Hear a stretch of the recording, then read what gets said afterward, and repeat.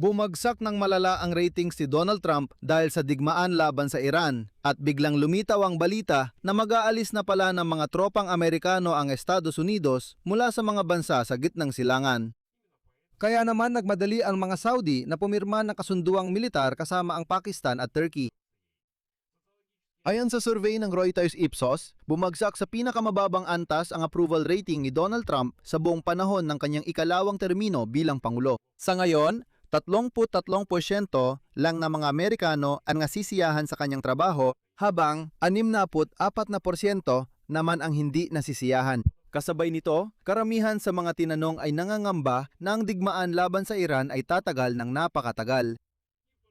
At sa parehong araw, napag-alaman na ang Pentagon ay seryosong tinatalakay ang pagbabawas at paglipat ng presensyang militar sa Persian Gulf, na sa totoo lang ay pag-atras palayo sa Iran matapos nang ibinunyag ng digmaan ang kahinaan ng mga base militar ng Amerika sa rehiyong ito. Pero huwag kalimutan na ito mismo ang hinihiling ng Iran para matapos ang digmaan. Tara't pag-usapan natin ang dalawang kwento ng sabay dahil mas malalim ang koneksyon nila kaysa sa inaakala natin. Ako si Alexei Pechi. Pag-usapan natin ang mga paksang ito, pero bago tayo magsimula, hinihiling ko na mag-subscribe kayo sa channel na ito, i-like ang episode at mag-iwan ng komento sa video na ito. Pwede tayong magdiskusyon doon kung sakaling hindi kayo sang-ayon sa ilang bagay na nabanggit sa episode na ito. Sige, magsimula tayo sa mga numero mula sa pinakabagong survey sa opinyon publiko sa Estados Unidos ng Amerika. Ayon sa 4 na araw na survey ng Reuters Ipsos, 1/4 ng mga Amerikano, 33% ay nananatiling kontento pa rin sa mga ginagawa ni Donald Trump, samantalang 64% naman ang nagpahayag ng hindi pagsang-ayon. Sa mas naunang survey ngayong buwan, 35% ang sumusuporta, kaya tuloy-tuloy ang pagbaba linggo-linggo. Ang kasalukuyang antas ng tiwala ay pumantay na sa dating pinakamababang antas ni Donald na naitala nung una niyang termino bilang Pangulo noong Disyembre 2017. Ang pagtaas ng presyo ng gasolina na dulot ng digmaan sa Iran ay nagpapahirap sa mga pamilyang Amerikano at direktang nagpapahina sa tsansa ng Republican Party sa darating na halalan sa Kongreso ngayong Nobyembre.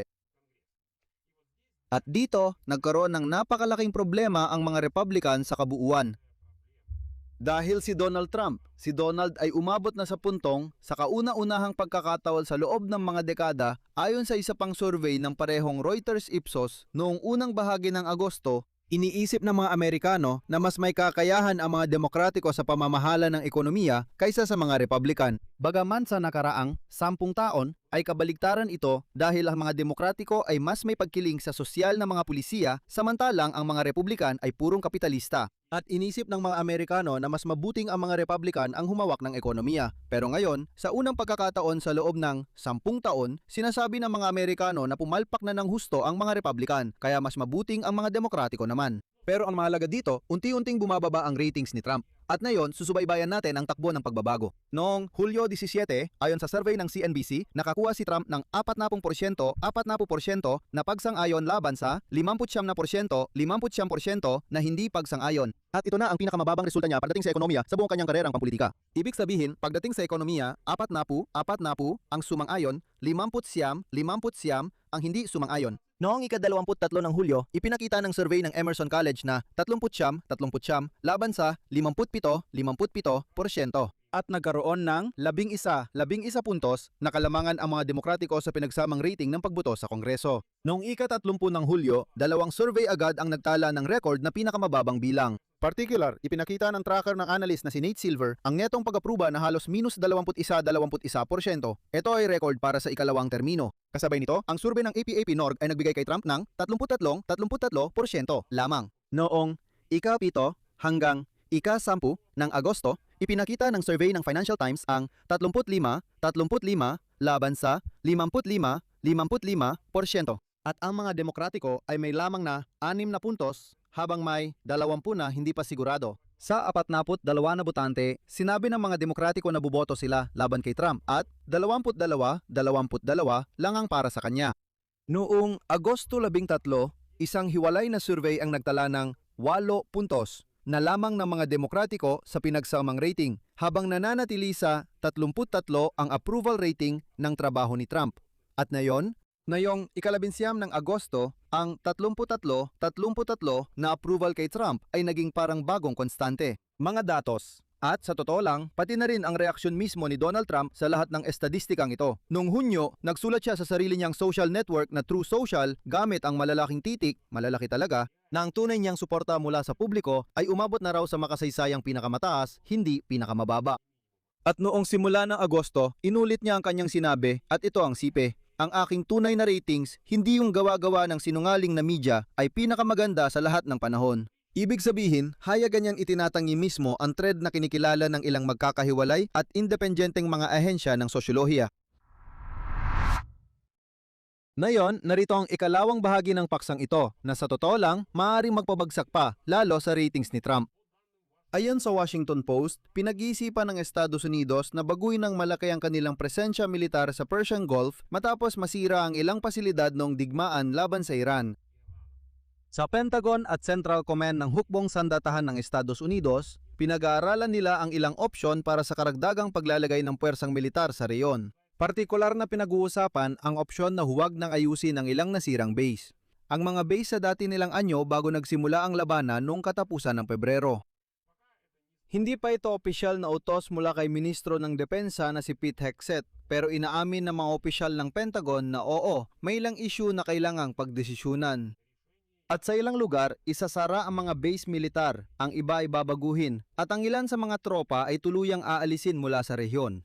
At isa sa mga pinag-uusapang senaryo ay ilipat ang ilan sa mga tropang Amerikano at mga base papunta sa kanluran ng Iran sa lugar na kinabibilangan ng Jordan at Israel. Ganito ang lohika. Ipinakita ng digmaan ang kahinaan ng mga puwersang Amerikano sa riyon at ang paglipat palayo mula sa malaking bahagi ng saklaw ng mga misil ng Iran ay maaring magpababa ng mga panganib. Kahit na, gaya na naiintindihan mo, walang perpektong solusyon sa problemang ito dahil pati ang Jordan at Israel ay tinamaan din ng mga ballistic missile ng Iran. At dito, ipapakita ko ang laki ng nakataya sa lahat ng ito. Karaniwan, may humigit kumulang 40,000 na sundalong Amerikano na nakatalaga sa halos 20 base militar sa buong gitnang silangan. At ang pinakamalalaking pasilidad ay matatagpuan sa mga bansa sa Golpo ng Persia, kabilang ng punong himpilan ng ika-5 fleet ng hukbong dagat ng Estados Unidos sa Bahrain. At ngayong panahon ng digmaan, biglang pinalakas ng Washington ang kanilang presensya, nagpadala ng 12 ng barkong pandigma at mga aircraft carrier sa rehiyon, kasama ang libu-libong mga mandaragat. Ang ilan sa mga sundalo ay naroon na ng daan-daang araw na lampas sa orihinal na plano. At sa huli, karamihan sa mga tropang ito ay parang, nandoon na sila ng matagal-tagal, pero ngayon, pwede na silang ilabas mula sa rehiyon ng Golpo ng Persia dahil si Donald Trump hindi talaga kinaya ang giyera. Ewan ko, kailangan mo na sigurong maging si Donald Trump para sabihin na hindi talaga ganoon ang lahat. Ang mga posibleng epekto ng pag-atras ni Donald Trump ay hindi isa para sa buong reyon. Dahil, sa isang banda, nagkakaroon ng pagkakataon ng Washington na ayusin muli ang pagkakalagay ng kanilang mga puwersa batay sa mga totoong panganib na ipinakita ng digmaang ito. Ibig sabihin, sige, matagal lang nailagay ang mga base at maaring iba noon ng mga panganib. Halimbawa, noon ay wala pang ganitong mga missile ang Iran, pero ngayon ay meron na sila at maaring mas makabubuti na ilipat ng kaunti ang mga base na ito.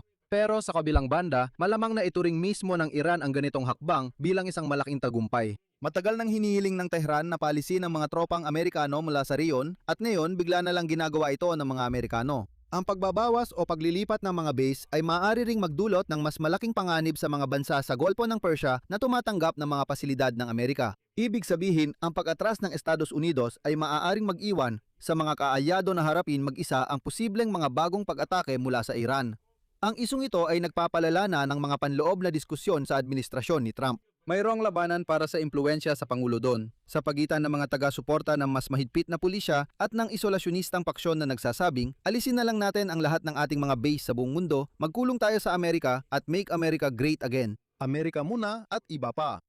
Kapansin-pansin din ang kasalukuyang deadlock sa paligid ng kipot ng Hormuz na nananatili sa gitna ng lahat ng mga diskusyong ito. Sinasabi ng Iran na hindi nila bubuksan ang kipot hanggat hindi lubusang tinutupad ng Estados Unidos ang lahat ng kondisyon ng Islamabad Memorandum of Understanding. Kasabay nito, patuloy na ipinapahayag ni Trump sa publiko ang ideya na ideklara ang kipot ng Hormuz bilang teritoryo ng Estados Unidos. Ibig sabihin ay theoretical na iginigit niya ang kontrol sa kipot. Kahit na ang mga military planner ay pinag-uusapan ang pisikal na pag-atras palayo sa lugar ng mga misil ng Iran. Konklusyon, bumababa ang rating ni Trump, karamihan ay dahil din sa parehong digmaan laban sa Iran. Tumataas na presyo ng gasolina at takot ng publiko na magtagal pa ito, na kinumpirma ng ilang magkakahiwalay na independenteng survey sa buong tagginip. Sinundan natin ang trend na ito. Samantala, ang mga lider ng militar ay sabay-sabay na tinatalakay ang pag-atras mula sa mga pangunahing posisyon sa Persian Gulf na kinikilala na inilantad ng digmaan ang tunay na kahinaan ng mga puwersang Amerikano sa rehiyon. Ibig sabihin, ito ay isang dobleng pag-atras. Political, sinusukat sa porsyentong puntos bago ang halalan sa Kongreso ngayong Nobyembre. At pisikal, sinusukat sa kilometro ng layo ng base mula sa mga misail ng Iran. At gaya ng naiintindihan ninyo, pareho ang ugat ng dalawang pag-atras na ito sa isang hindi pa tapos at hindi popular na digmaan na itinuturing mismo ni Trump na napaka-popular pa rin ang digmaang ito. Dito ko natatapusin, ilagay ninyo ang inyong opinion at mga konklusyon sa mga komento sa ilalim ng episode na ito. Mag-subscribe sa channel, pindutin ang kampanilya at huwag kalimutang mag-like. Iyan lang, ingatan ninyo ang inyong sarili, paalam sa lahat, itutuloy.